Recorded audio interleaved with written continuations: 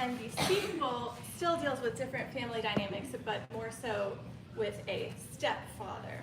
So I recommend you read them both, but this one can be read as a standalone if you haven't had a chance to read the first one. So we're going to talk a little bit today about Rachel as a writer and this book in particular, both. So as a writer, did you always want to become a writer? I did. It was something that I wanted to be ever since I was little. I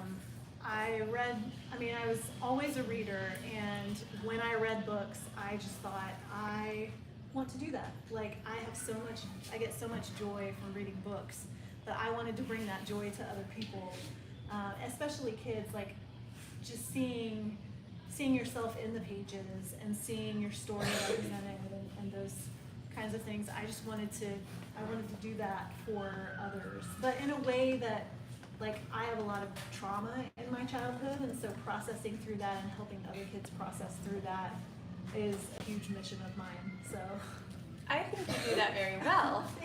Yes, I have not read your full body of work, but I have read a few, and I think you do that very well. So if you didn't know, she's a very well accomplished author. We're just talking about this book today, but if you go to her website, you'll see she has a whole body of work. Now, the character in these two books, Victoria Reeves, she writes very frequently. Mm-hmm. Do you write, would you say, as frequently as she does? Oh, I probably more, and I modeled her after who I was as a kid too. So she journals. Both of the books are written in journal entries, and I was a big journaler where I just, I kept track of things that happened in our lives, and some of them, like I said, were wildly exaggerated because you process things through memory, and sometimes they're bigger than they would be for an adult, and sometimes they're not. But I would say that began my writing consistently, and then today I always tell kids when I visit schools that I write about 4 or 5 hours a day, and they're like, oh my gosh, that sounds awful. But it's like it's what helps me process the world and my life, and so I feel like I can process through things through story and through poetry and through essays that I write, things like that. So I think what I wanted to do with having her be a writer was like show other kids you can start early. Like, it doesn't even have, and she says sometimes in hers that her stuff is terrible, like it doesn't have to even be good. Yeah, a funny line she said in there is, this will probably never be published. Yeah. Just sort of ironic, because you're reading it in a published book. Yeah, exactly. Yeah, right. I do a lot of, I enjoyed like breaking the fourth wall sometimes, where like, it's a fun little trick. Yeah. So you're a lifelong writer, it sounds like, and again, I can't emphasize this enough, she's a career author. So she's not just doing it a little bit on the side. She's very devoted, very dedicated, very routine. Lovely to see that working out for you, and you're so productive. So about your writing process, where is a favorite place to write? Well, in our home, I have a little cove, I guess you would call it, in our bedroom where it's like my space. So there are bookshelves, and I have a little chair, and it's by a window, and then I have an armoire that I can like open and close. So on my computer, when I'm working on my computer, I can open those doors, and then when I'm finished, I can close it. But most of my writing happens in the chair because I write everything by hand, and so I'm sitting in the chair and I'm like writing in journals. And I have a window where I can just look outside, and sometimes I see my kids doing things they're not supposed to do in the front yard. And inspiration. That's right. I use it in books. Well, it's working for you, it sounds like. So, you have mentioned just tonight already different formats, different types of writing and reading that you enjoy, including poetry, you mentioned. So, and I believe you've been a journalist, lots of things. Yeah. But for poetry in this book, our character seems to be focused on Sylvia Plath, a particular poet, and so I was just going to ask you maybe why you included her, or if you had any favorite quotes or inspiration from Sylvia Plath. So Sylvia Plath was a huge influence for me when I was in middle school and high school. I've kind of been obsessed with her since I was really young, and I think Victoria says a line in here where she says, like, I feel like I could be Sylvia Plath reincarnated, and that should never go farther than this journal. But that's how I felt as a kid. When I would read her journals, I was like, this is so much of my life here. And side note, I just finished a Sylvia Plath biography in verse that will be going on submission on Monday. Finished writing one. Yeah, finished writing Oh, one that will go on submission on Monday. oh. So because I've been so obsessed with her, and then I just thought it would be fun to bring that into something maybe magnificent, because it helps a new generation of kids discover Sylvia Plath. And she was a prolific poet, just a really brilliant person. So probably my favorite quote from her is, it's something, I'm going to paraphrase this, but it's, if I'm wanting everything, it means I'm wanting nothing. Because you can't have everything. And so if you're wanting everything, like, it's really just nothing, because it's, you know, it's deep. You know, it's like those quotes you have to think about where you're like, oh, yeah, that's true, because you can't have everything and you can't have everything you want, so you have to figure those things out.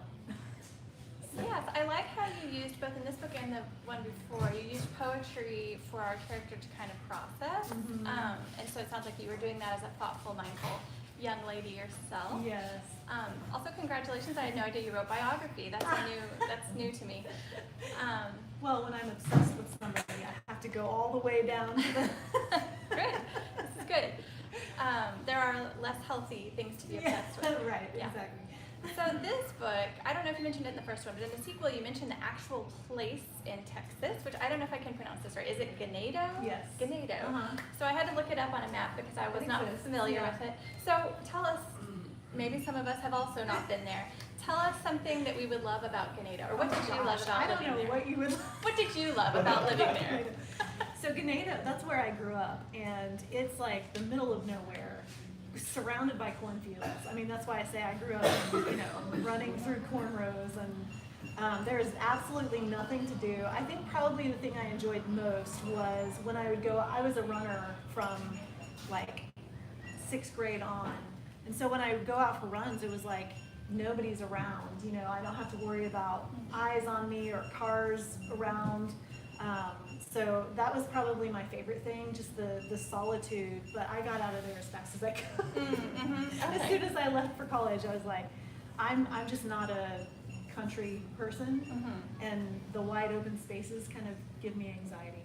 But a lot of people love it. I mean, my brother he's back there after having left, and you know, so if people like quiet and they like, I think the thing about small towns too is that everybody knows everybody's business.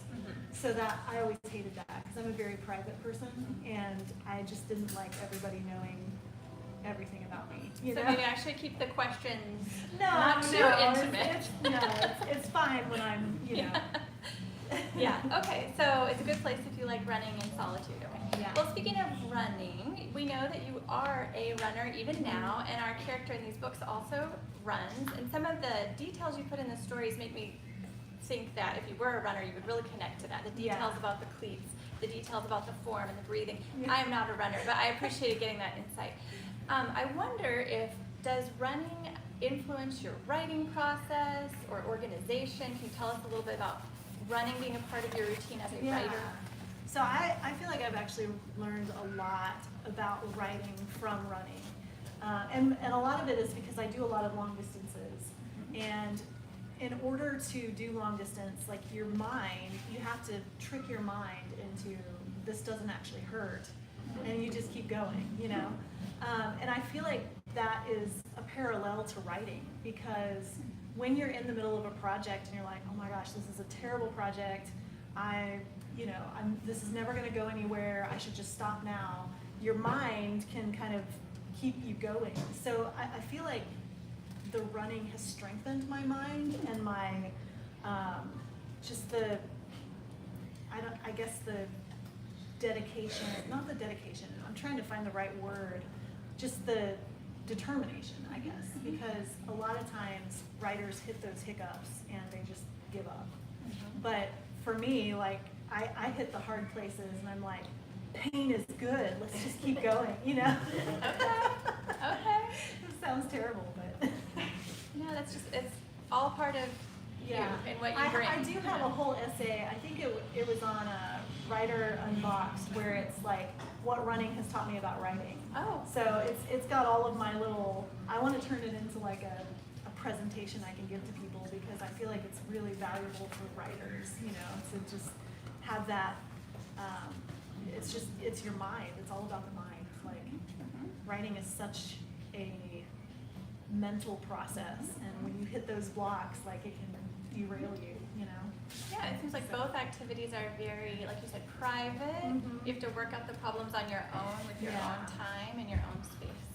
So that's great. Yeah, I guess that's another thing too, is when I'm out running, I can go over things in my mind, and like today when I was out running, I had a story inspiration that I had to like write down as soon as I got back home, even though I was dripping in sweat because it's so humid outside. I liked some of the details about the sweat in this book. Being in Texas and being an athlete in the summer. She's talking about nasty laundry and everything else. It was entertaining. So there's so much to say about a novel. There's so many things we could bring up that are special to this book. One characteristic of this book is it approaches feminism, I would say, is a piece you wanted to like bring forward in this book, as our young 13-year-old is raised by people who've given her feminist ideas, and she, you know, so feminism is a part of it, as well as she's just recognizing misogyny, or recognizing that the boys' world is different in middle school. So you have 6 sons. And I would say this book really addresses a lot of, like, from the female perspective. Right. Would you agree? Yes. Okay. Could be read by boys as well. Yeah. But just wanted you to talk a little bit about that, including, so forwardly, feminism and how your family maybe talked through it too. Yeah. Kind of wondering if, you know, this was set in the 90s, and do you see any changes with the narrative there since then? So I, of course, raised all of my sons to be feminists. They know about the importance of equal rights and all of that. They've read both of these books, and so we've had conversations about periods, about, you know, all of the things that girls have to deal with. I will say we have come, not a long way, but we've moved ourselves along the equal rights spectrum. There's still a long way to go. As far as like in sports, and this is actually something that I examine in a book that's coming out next year, the unequal treatment of girls' sports versus boys' sports, and how a lot of times schools don't give as much money to girls' sports as they do boys' sports, and so girls have to end up using hand-me-down uniforms that don't fit, and all, you know, they have to use different practice fields and stuff like that. So we do have a long way to go in those respects, because there's just still some things that were true in the 90s that are still true today. Right. And some of it is just attitudes and the ways that people handle things. So I'm one of those who's like, I'm going to get it in every book I can, even when I'm writing a boy character, because I feel like it's conversations we need to have about how, and that's things that my boys and I talk about, is how is this different for you than it is for girls. I had one of them come downstairs in a shirt that was like short, and when he raised his hands it showed his midriff, and I was like, a girl would get written up for that, but you're not going to. He wore it the whole day of school and didn't get written up, you know. And so it's like, it's those little things, just showing them little ways that things are different for girls than they are for boys, because I'm still very like, you know, I want them to know, because it's important to know. So yeah, and I think it's the world we live in, and the readers of this book can relate to it. I mean, you articulated it, and they'll say, I see that. You know? And I think one thing that I loved about it in here is that it's opening a conversation about what does a feminist look like, because Victoria in the story really loves makeup, and I really loved makeup as a kid. And I remember thinking, if I'm a feminist, I'm not supposed to love makeup. But that's not true. Like, we look all different ways. Some of us love makeup, some of us love fashion, some of it, you know, and it's, we get to be ourselves, but also fight for equal rights, you know. So that's kind of the message that I wanted to put out there. And I will say there is more than one message, I feel, Yeah. in this book. When I was trying to kind of distill it as to what the theme was, we'll get to that later, I was like, there's really a lot in this one novel. Yeah. So maybe let's say, for this book, something maybe magnificent. Can you think of any books which are similar, any comparison? You know, readers who like these other books would also like this book. Yeah, I forgot that you were going to ask that question, and I didn't even look into it. I read a lot of middle grade books, but I haven't seen many that deal with like periods and things, just in a vocal way, you know. The Moon Within was one that I remember by Ada Salazar, I think is her name. It's a novel in verse, so that one is similar. Anything Joy McCullough, Carranza McCullough writes is pretty similar. So I think those are the two that came to me off the top of my head. I wish that we could have more talking about some of these things, and I think it's a matter of time. I think it's just a matter of time before we, start examining some of the things that are. Right. I mean, it's more than, that is a big piece of it, but you already mentioned, there's some trauma topics, Yeah. some Yeah. socioeconomic topics. I already Right. mentioned there's some family relationship topics. So, Yeah, there's really there's a lot. Yeah. And that was kind of my reality as a kid. I had to deal with all of, which is a lot for an adolescent to have to deal with. And she even says in here, like, everybody gets to be a kid except for me. right. And I feel like that was my reality as a kid, because I was second mom to my brother and sister, because my mom had to work so much to like put food on the table. So I never really got to be a kid. So that's probably why a lot of my characters kind of sound a little more grown up, because that's how I was as a kid, Yeah, Victoria is responsible, I feel like. Even in this book, she does make some poor choices, but you can tell that she's kind-hearted, and you can tell that she's responsible and trying to do the right thing. Yeah, that's another piece that's in here is a working single mom. Right. Yeah, and what happens at home, when, who's in charge. Yeah. When the kids are in charge, Yes. what happens at home? Right, so, right. Let's see. I would like to mention another piece I thought of this book that was, I think I mentioned to you, it was really eye-opening to me. The character has a lot of symptoms of anxiety, which were so well described that I really felt like I came away understanding more of what anxiety could feel like. Yeah. It differently than what I had previously thought. So I feel like that's an accomplishment, because at this age I've read a lot already. Yeah. And reading that really opened my eyes to, wow, I didn't know anxiety could feel that way. Yeah. So thank you for bringing that into it. And is there anything you want to say about why you include those details, or how it might be helpful to a reader? Well, so I've always dealt with anxiety disorder since I was really little.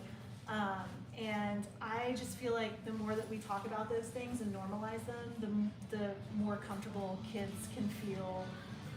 Not in like panic attacks and actually dealing with their anxiety, but feeling like they can talk about it too. Because a lot of times what happens with anxiety is that you kind of, you go into your own little hole, and you don't want to talk to anybody. And that's like a really lonely place to be, and feeling like you're like the only one dealing with things this way, So I felt like it was important to put that on the page, because I know there are a lot of kids who deal with anxiety, and sometimes they don't even know the name for it, but if you're describing the symptoms, they're like, oh, that's what happens to me. So, and then they can like open that conversation with an adult who can help them kind of process through that. So yeah. Right, yeah. And for me, it always felt like I was dying, like I Right. was having a heart attack. You should read this book, Literally. if only just for that. If you do, because I've never read anything quite like that Yeah. explained all these different types of symptoms that are different than what I had ever really thought of. Yeah. And it made me feel, empathetic. I have felt those ways, but not those physical ways. Right, And yeah. so just thinking, it opened my eyes to look around and see, Yeah. oh gosh, are there any children Yeah. having these kind of symptoms? Yeah. There were so many kinds of physical symptoms. Yeah. So, and I appreciated how you had a grandmother character, and it seemed like the mother, some different family members recognized that Victoria could kind of easily spin Yeah. And they would do sweet things, like tell her to take a breath, or the Yeah. grandma kind of rubbed the hand, or different things. And, because grounding helps when you're Yeah. spiraling. Yeah. yeah. So I wonder, and probably you do too, you know, if any readers will Yeah, connect I that hope and, so. and get some, Yeah. some insight as to how to deal with it.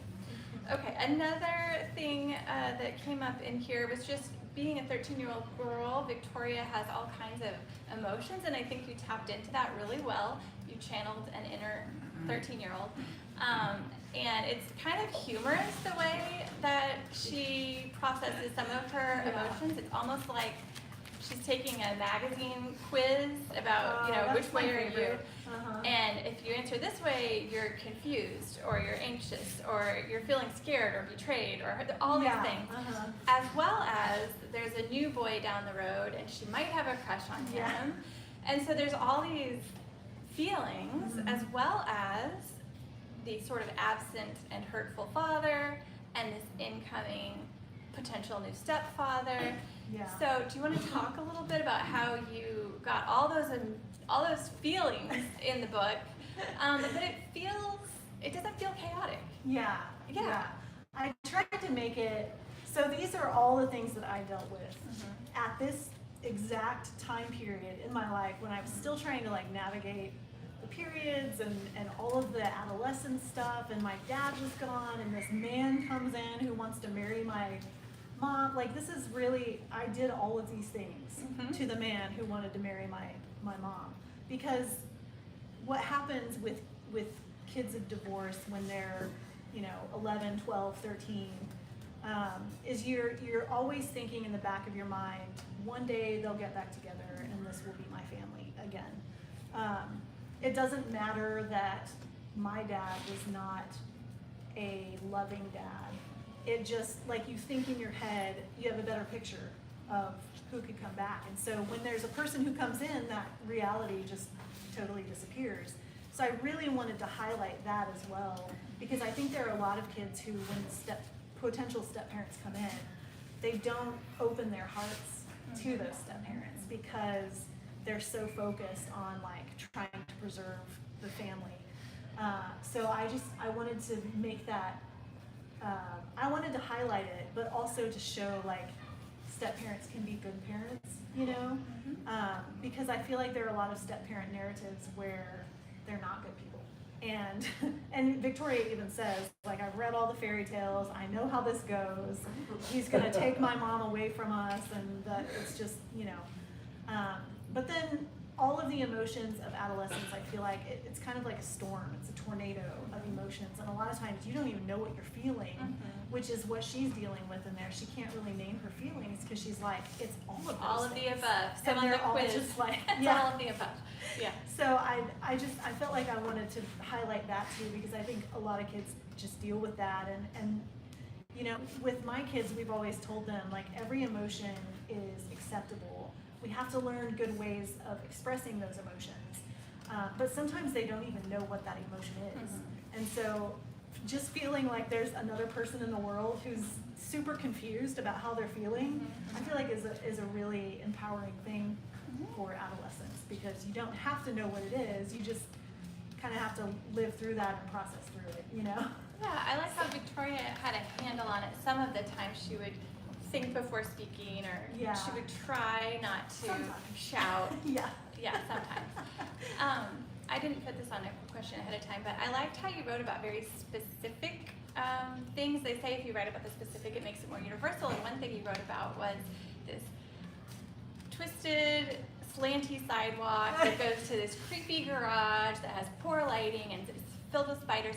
Wouldn't you know, I have experienced something just exactly like that. I completely related to the how am I going to turn the switch on, and I can only go during the day. And did you? Yeah. So did that come out of a journal? Was that so specific? Yeah. So a lot of my stuff, and I still remember it was so freaky that I still remember it. It's like one of those fun house. Yeah. I mean, I say it was like a tilted sidewalk that led to this shed where my mom had put our washer and dryer. And it was the most terrifying shed. Like the back door didn't close, so anything could come through, like monsters, coyotes, anything could come through. Right. Or snakes. Like my mom, before they changed this, she actually got bit by a snake that was coiled up in the washer. So like you had right. to check when you opened the washer. Right. You had to check to make sure there were no. I mean, it was, and we had to do our laundry on our own. Yes. Yeah, they had strategies in the book for, how to survive. For how to navigate this. Yes. Yeah. But I felt that even that was relatable. So. Yeah. In both of these books, our main character really has big plans for her summer. I thought was interesting. Some people have New Year's resolutions or something, but it seems like she has a plan for each summer, and I wondered if that was autobiographical. Do you have plans for your summer? I have plans all the time. I'm a big planner, so every season I have kind of a new plan. I have a plan for this summer to, hang out with my kids and enjoy their last years at home, and so yeah. But those plans are always stolen by something or other. So well, same for Victoria. Yeah. Yeah. Exactly. Okay. One of the themes, I would say, from something maybe magnificent is to share your heart. You kind of touched on this with other people, because love is worth the risk. So you did touch on that. So how do you think a message like that might affect young readers? What, love is worth the risk. What are you saying to them? Well, so when I was an adolescent, and even now today, I have to catch myself in these things. I'm a very insular person, and so when times are troubled, I tend to go inward and not reach out to other people. Or when I was an adolescent, going through all of the stuff that is shown in this book, I built up walls, and that's kind of what she does. And she has a friend who's like, "I'm just tired of trying to climb your walls," because you tend to self-protect and build these walls so that other people can't get through them.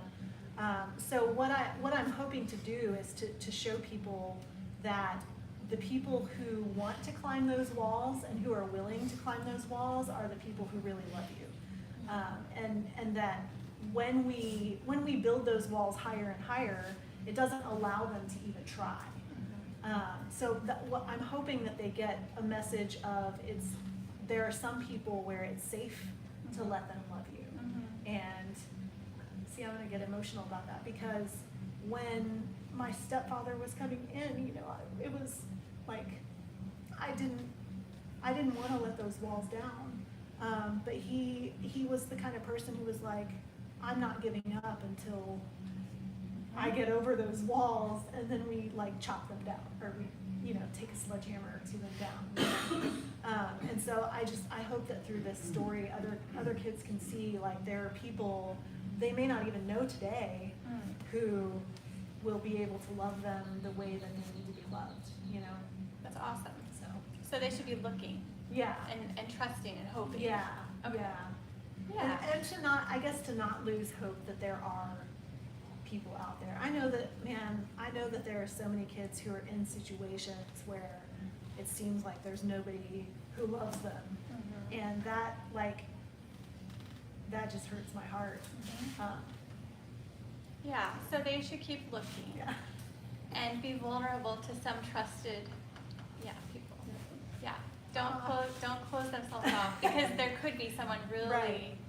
who wants to love Sorry, them well. I'm No, and I love this stepdad. He's almost too good to be true. I know, Well, he's not yeah. actually a stepdad in the book. right. Spoiler. Yeah. Well, He's just showing up regularly and trying to break in. he is messy and But he does love so fiercely, which is Yeah. a really nice example. He didn't give up.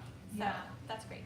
Yeah. Yeah. So for this book, or just your whole body of work, when readers turn to read a Rachel Tolson, an Yeah. R.L. Tolson book, what is there something that's a common thread, or something you hope they find? Yeah, so I think most of my books, this is my brand, is you are perfect just the way you are, and you don't have to do anything differently for people to love you.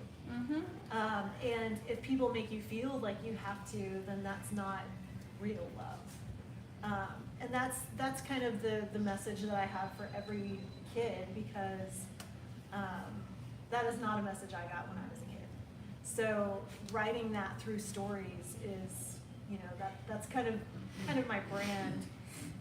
Even in, I'd say like in YA and young adult books, I'm still like pushing that not pushing the message, but it's still like a small thread of their journeys and stuff. Because I don't know, when we have people who love us, we can do anything, you know. And when we feel like we can be ourselves, that's when we can be free. And that's what I desire for everybody. It's very affirming, and she has a large body of work, so I'm sure she has actually influenced many people for good. Yeah, I hope so. Yeah. So I don't want to take up too much time with this portion because I know people want to meet you individually. But I really cared about Victoria. For sure, when I read this one, I knew that there needed to be a sequel. Yeah. This one, which could be a standalone, it did feel like to me that the ending we could be okay knowing that all Yeah. went well, you know, Yeah. going forward. But I really cared about Victoria. I enjoyed reading her. So I was just wondering, will we hear more from Victoria, do you think? Well, I do have a third book, but it depends on if the publisher wants it. So I had envisioned this as a 3-book kind of thing. We could see her in school with all of her friends, and in her last semester of 8th grade year is what I had planned. And she starts a feminist club at her school, and you know, has to deal with the little romance that might be brewing with her next door neighbor. But we'll see. We'll see if it depends for publishers. It depends on how well the other ones sell, and then they'll say, "Oh, we might want a third one," you know. But I have it ready, so. That's amazing. So that kind of circles all the way back around to Rachel as a writer. Just tonight, in a short amount of time, how many projects has she brought up that she's working on, or is out for submission, or she has it ready? Yeah. It's mind-boggling. What a hard worker, so productive, and also is a mom. So Yeah. we're just super impressed with you, and thank you for making time for events like this. And she didn't say it, but she kind of said it. Feel free to buy her book at the Twig tonight. Yeah, lots of copies, so there can be a third. And did you brought, I think, snacks Yeah, I and have things. some snacks so and stuff over there. I'm okay with wrapping up this portion if you. Yeah, and I'll do Or a did you- quick little reading from Yes. the book if people want to hear that. So. Of course they do. Yeah, I didn't know. You didn't want audience questions or anything? Oh yeah, we should do audience questions. you want first. to? Yeah, yeah. Yeah. If anybody Okay. has any, yeah. Does anyone have any questions about the author with us today, Mrs. Rachel Tolson? She's actually revealed quite a lot just in this quick conversation. Yes. I came to relate that you mentioned the journal. How much did you refer to the journal as you were writing this? Not a whole lot, but for certain instances, I would look back at.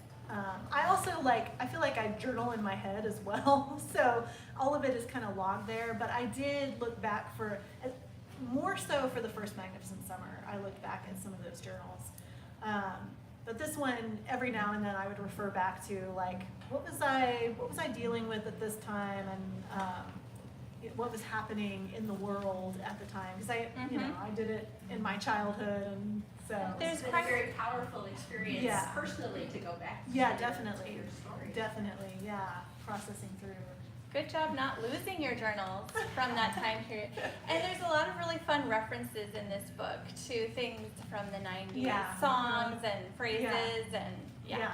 And she's trying to get published in, if anybody remembers, 17 magazine. Oh, That's the first place Sylvia Plath published, and so that's what I latched onto as a kid, and I was like, I want to get published in 17 magazine. I never did, but I didn't try quite as hard as Sylvia Plath did.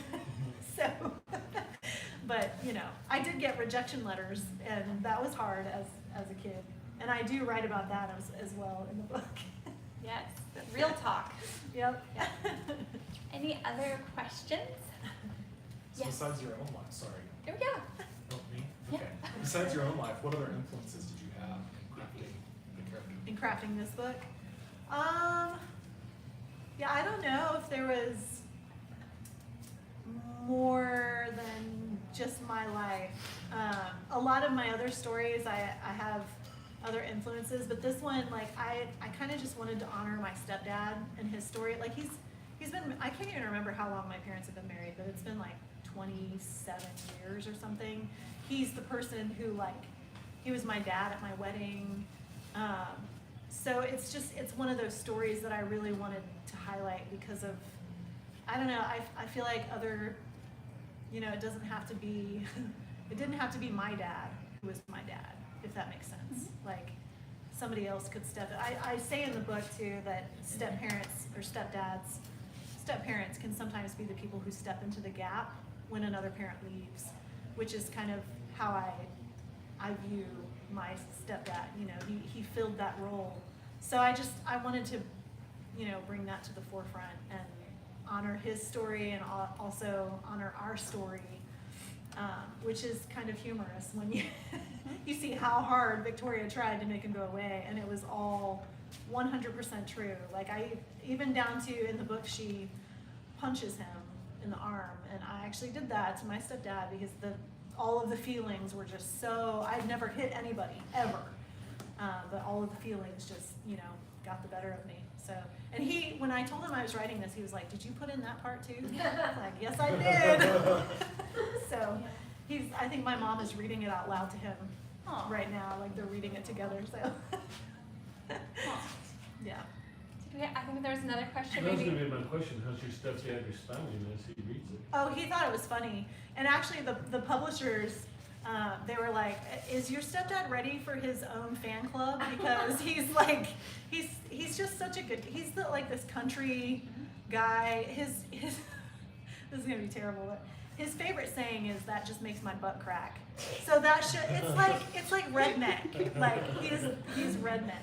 But I didn't put that in the book. No, I don't remember He that. asked me, and I was like, "No, Kervin, I'm not gonna put that in the book." You gotta save something for the next one, so it's all good. So I feel like we've been treated to some little juicy behind the scenes tidbits tonight about forthcoming works, Right? as well as personal details. Oh my gosh, yeah. Yeah. So. Thank you. No, he thinks it's hilarious that he's this character in a book. So, and I did ask before I wrote this story. I was like, "Are you okay with me sharing our story?" And he was fine with that. He trusts me. So. Yeah. I wonder if your children and immediate family in your home now are thinking they Yeah, might I they know. might show up in a book one day. Oh So, yeah, that's already happened. Okay. They're feeling good about it. My kids are usually okay with it, as long as they're not like super bad villains. You never told us. Yeah. Oh, right.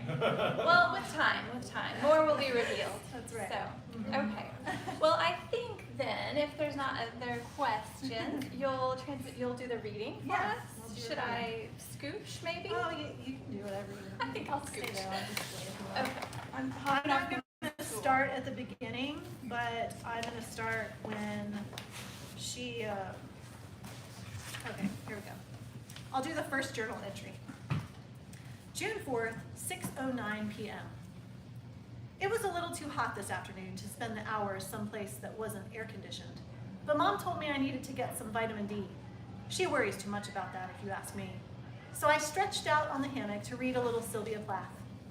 I figured I'd give it 15 minutes and that would satisfy her, but Sylvia Plath completely sucked me in. I just discovered her last year when the public library had a poetry display, and now I can't get enough. She has this poem, Daddy, that is so remarkably accurate, I wonder if she somehow met Dad before she died. He would have only been 9 the year she died, but he probably flirted shamelessly then like he does now. And she was the kind of person who could see the future in stark detail, I'm sure. Right now, I'm reading her journals. She's so much better at journaling than I am. I know it's completely irrational, but I feel like Sylvia Plath and I may have shared a life. I don't think I believe in reincarnation, but sometimes I wonder if I'm Sylvia Plath reborn. And that thought should never, ever, ever go farther than this journal. Anyway, wow, all that vitamin D must have done something to my brain, because that's way off what I intended to write here. Or maybe I have heat stroke. Or maybe, yeah, probably, it's entirely the fault of what happened after my enjoyable walk through Sylvia Plath's journals. What happened after? Like you don't remember. There I was, reading in my hammock, feeling such peace and quiet and probably as close to blissful as a person can get, thinking about how if the whole summer passed just like today, I'd call it a magnificent one. When the loudest rumble I've ever heard, like 4 thunderstorms stacked on top of each other, smuggled all the hope out of the entire world. I am not exaggerating. The birds scattered, King ran barking to the road, and I groaned. "King!" Maggie shouted. "Get away from the road!" She thinks he'll listen to her order him around. King does what he wants, so he stood there barking his head off, right in the middle of the road. You could hardly hear him, though, over the noise of the dumbest truck in the universe. The dumbest truck in the universe deserves a description, in case this guy doesn't stick around much longer. And that's both the dream and the plan. It's a big truck with gigantic wheels that require an extra step for Mom when she's getting in. It's not new, but looks like the owner cares a lot about it. He does. With gleaming black paint and the kind of windshield you can see right through, which is a feat of car washing superpowers out here in the middle of nowhere, where bugs think they're safe to fly in swarms. I tried to get the love bug and dragonfly guts off Mom's windshield from time to time. After a while, I figured it was better not to break my fingers. Fingers wrapped around a soapy cloth, of course. No way would I ever touch bug guts without plenty of padding between me and those guts. But the worst part of the dumbest truck in the universe is its engine. It's the kind of engine that announces itself from a mile away. And not a whining announcement like Mom's Ford Escort has started doing. This is one that says, "Hey everyone, pay attention, Kyle Moreland is coming." And if you don't hear that, you'll hear the knocking sounds it makes when he turns into the drive. And if you don't hear that, you'll hear the country music blasting from his speakers, probably his favorite, Reba McEntire. I am not a fan of country music. I am also not a fan of, well, we'll get to that. Guess what? I don't want Kyle Moreland to come, ever. But Kyle Moreland came. Kyle Moreland comes every Wednesday evening, bringing 3 pepperoni pizzas, 2 liters of Coke, and 1 smile that could burn a hole in the dark if you let it. Lucky me, I'd stayed out long enough for an afternoon to turn into evening, and now he probably thought I'd been waiting for him. Kyle Moreland is Mom's latest boyfriend. He's been around longer than the rest, like way longer, like 33 dates longer, like long enough to start leaving things at the house, on purpose. A razor in the shower. I used it to shave my legs the other day, and I heard Mom apologize for the misunderstanding. It wasn't a misunderstanding. He left it, he doesn't live here. I needed a razor, it looked like a nice one. That was it. Of course I felt guilty, I'm not completely conscienceless, but when it comes to Kyle, you sort of have to suspend guilt and, do what you have to do to get rid of him. Shoes by the front door. Doesn't he need them when he isn't here? Some tools under the kitchen sink. The roar of Kyle's truck got closer while I debated whether I should stay outside and completely ignore him when he pulled up, or run and hide in my room. I decided to hide in my room. I bolted from the hammock and pounded up the porch stairs, or at least I tried to. The problem is, the last stair has a hole where Jack's foot smashed through it. And guess what my foot decided to do? That's right, follow Jack's phantom foot. So unoriginal. I have to admit, I panicked a little. There is no telling what lives under that porch. Probably pits of vipers, nests of poisonous spiders, maybe even some families of rabid rats. So as I stood there trying to pull out my foot, I was thinking about all those things, and my foot started tingling and my vision tunneled, and I couldn't breathe, and I almost died. And then I smelled the pizza, and Kyle said, "Oh my God, Victoria, let's get you out of there." And I said, "I can do it myself." But thank goodness he didn't listen, and I was freed because of Kyle. Kyle saved me from the vipers and spiders and rabid rats. But that doesn't mean he doesn't still have to go. It just means I said my first 2 words to him. Thank you. He looked like he'd won something. He hasn't won a thing. No one wins against Victoria Reeves. Just you wait and see. I'll read this. I'll read a couple more if that's okay, because it's like 4 more pages. June 4th, 8:13 p.m. I'd like to say that after 26 Wednesdays of eating pizza for supper, I'm sick and tired of greasy pepperoni, stringy salty cheese, and tart tomato sauce. But I am so not sick and tired of it that just the smell wafting from the boxes Kyle set on the porch when he saw my predicament and decided to be a completely unnecessary knight in shining armor made my stomach growl so loudly Kyle laughed. Stupid stomach. He thinks he can win us over with pizza. He has another thing coming. I sat down at the table, same as everyone else. I told myself I would only have one piece. That's all Mom has anymore, along with a gigantic salad, even though by Wednesday the salad's gotten pretty slimy and wilted. But how many did I have? 4. 4! How do you say, I hate pizza like I hate you, Kyle, with 4 pieces? You don't. Kyle watched Jack and Maggie and me with a gigantic smile that practically split his face in two. And once, when I wasn't really paying attention, I smiled back. Ugh! The pizza made me smile, not Kyle. We finished supper, and Kyle said, anybody up for Monopoly? I practically sprinted to my room before Mom could volunteer me. She does that a lot now. I think she's trying to make Kyle feel better. No, I am not interested in Monopoly. I am not interested in playing any game with Kyle, or eating supper with Kyle, or being anywhere near Kyle for longer than I absolutely have to be. And I'm not interested in playing any game with Kyle, or eating supper with Kyle, or being anywhere near Kyle, even if I have to, according to Mom, just to be clear. I have 0 interest in the problem known as Kyle, except in figuring out how to fix it. I'm chewing on some ideas. Stay tuned. And then, so she has like poetry and stuff in between all of this. So this is the first poem that she has in the book. It's called Ode to Pizza. So greasy, cheesy, look at you. You're such perfection, I'll take 2. Okay, you got me, I'll take 4. And some days, I'd like even more. But girls, you know, we have to stop before we look like we might pop.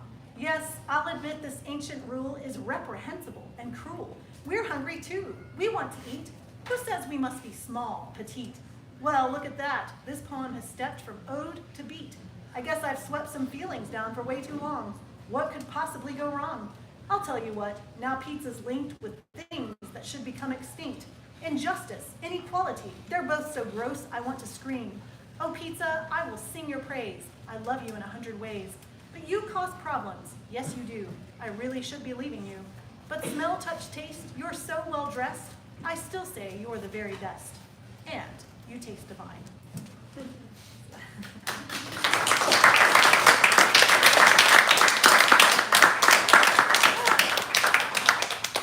All right, so that's it. Y'all can help yourselves to little snacks, and I will be here to sign. I have some bookmarks and stickers and stuff if anybody would like any of those. So, you need to wait till everybody else has it because you've already had them.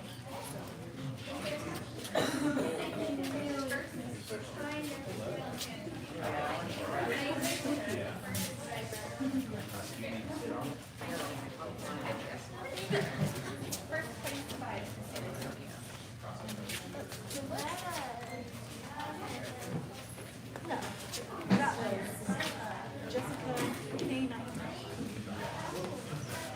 Yeah, you want to bookmark? Oh, yeah.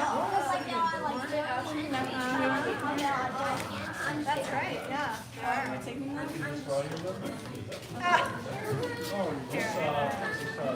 I need to get my stickers out. Well, you need to wait till other people come by if they want something.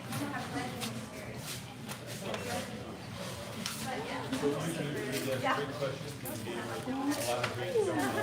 I love your dresses, by the way. Thank you. Oh, yeah? Yeah. Well, you started something, so Yeah. you're in, Montana. Yeah, she lives in the apartments, and I was just like hanging out over there. I didn't want to take the road. Yeah. It's kind of nice. I dropped off Dracula and then Why didn't you just walk there the first time? Why didn't you just walk there the first time? I'm home for a few weeks. Instead of having to leave Sharpsburg. Well, I didn't know I could cut there. That's a joke. Signing pens out here.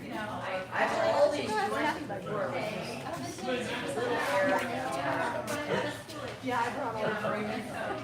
Yeah, she didn't start. We traveled before we got here. She stopped traveling. We didn't leave the baby around, so she started traveling.